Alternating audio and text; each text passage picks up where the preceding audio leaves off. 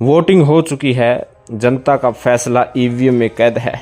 4 तारीख को फैसला सुनाया जाएगा कि कौन सी पार्टी कहां से जीत दर्ज कर रही है। लेकिन हरियाणा की 10 सीटों पर सट्टा बाजार का क्या माहौल है? वोटिंग के बाद कौन सी सीट पर कौन सा नेता भारी पड़ रहा है, कौन फेवरेट है, समस्त आंकड़ा आपके सामने जो है बताएंगे। ध्यान से शुरू से अंत तक इस वीडियो को देखना है। आपसे आग्रह है कि आप शुरू से अंत तक वीडियो को लगातार नहीं देखते हैं, आगे पीछे कर लेते हैं। तो अगर आप सियासी समीकरण को समझना चाहते हैं तो शुरू से अंत तक कान खोल के अच्छी प्रकार से सुनिएगा, देखिएगा। तो देर न करते हुए हम सीट वाइज ब्यौरा आपको बता देते हैं। सबसे पहले हम सोनीपत की सीट की बात करते हैं। सोनीपत से जहां बीजेपी की तरफ से मोहनलाल बड़ौली तो कांग्रेस की तरफ से सतपाल ब्रह्मचारी मैदान में थे। सट्टा बाजार के आंकड़े के मुताबिक सतपाल ब्रह्मचारी फेवरेट हैं, लेकिन ज़्यादा डिफरेंस नहीं है। कहीं ना कहीं सोनीपत सीट पर ज़बरदस्त टक्कर है और कांग्रेस के लिए एक अच्छा अवसर है। अगली सीट है सिरसा। कहीं ना कहीं वोटिंग होने के बाद सिरसा सीट कांग्रेस के लिए सबसे सेफ सीट हो चुकी है। सट्टा बाजार कह रहा है कि शैलजा भारी मतों से जीत रही है। सबसे फेवरेट कुमारी शैलजा है। कहीं ना कहीं अशोक तंवर की खटिया सिरसा में खड़ी हो सकती है। अगली सीट है रोहतक लोकसभा सीट, जहां से दीपेंद्र सिंह हुड्डा चुनाव लड़ रहे हैं कांग्रेस की तरफ से। भारतीय जनता पार्टी की तरफ से यदि हम बात करें तो अरविंद शर्मा है। पुराने खिलाड़ी मैदान में उतारे हैं। कांटे का मुकाबला कहा जा रहा था, लेकिन फेवरेट के तौर पर दीपेंद्र सिंह हुड्डा है। आपको पता है कि 2019 में बीजेपी ने 10 की 10 सीटें जीत दर्ज की थी। उस वक्त भी सट्टा बाजार रोहतक लोकसभा सीट से दीपेंद्र सिंह हुड्डा को ही फेवरेट बता रहा था, लेकिन चुनाव के परिणाम में ऐन वक्त पर 7,500 वोटों से उन्हें हार का सामना करना पड़ा। कहीं ना कहीं मुकाबला दिलचस्प हरियाणा में होने जा रहा है।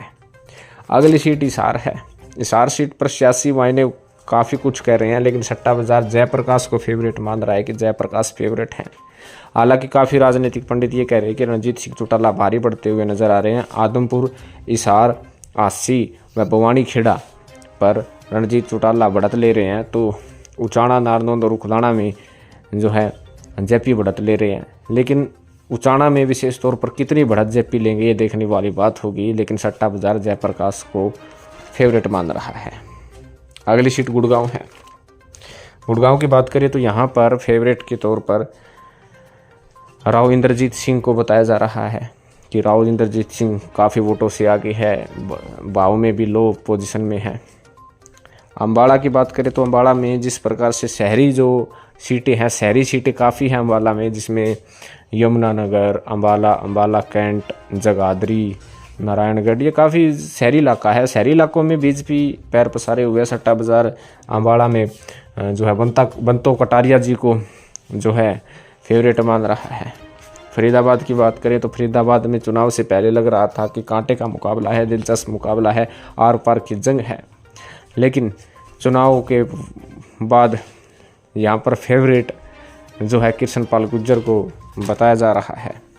करनाल की बात करें तो करनाल में कहीं ना कहीं मनोहर लाल खट्टर की राह बिल्कुल आसान है। सबसे लो प्राइस है और उसके साथ साथ फेवरेट में भी मनोहर लाल खट्टर है। हालांकि विपक्षी वोट बैंक के बिखराव के कारण मनोहर लाल को काफ़ी फायदा हुआ है। हालांकि कांग्रेस पार्टी व उसके गठबंधन को सोचना चाहिए था। कुरुक्षेत्र की बात करें तो कुरुक्षेत्र में त्रिकोणीय मुकाबला अभय सिंह चौटाला, सुशील गुप्ता और नवीन जिंदल के बीच है। कहीं ना कहीं डेरा वोट बैंक काफ़ी सीटों पर सेंधमारी की है और फेवरेट में नवीन जिंदल को यहाँ से बताया जा रहा है कि नवीन जिंदल यहाँ से फेवरेट है। भिवानी में अंदरगढ़ की बात करें तो भिवानी में अंदरगढ़ का मिजाज भी कुछ अलग ही देखने को मिला, जहाँ जाट बहुल इलाके में बीजेपी मजबूत दिखी, जिसमें तुसाम, लुहारू, भिवानी और उसके साथ साथ आपको बता दें कि नारनौल इलाके में और अहिरवाल इलाके में राव दान सिंह मजबूत है। सट्टा बाजार जो फेवरेट मान रहा है वो धर्मवीर सिंह को मान रहा है। तो कहीं ना कहीं 10 सीटों का फेवरेट के हिसाब से, सट्टा बाजार के आंकड़े के हिसाब से 4 सीटों पर कांग्रेस पार्टी जो है हावी है, जिसमें रोहतक, सिरसा, सोनीपत और हिसार शामिल है।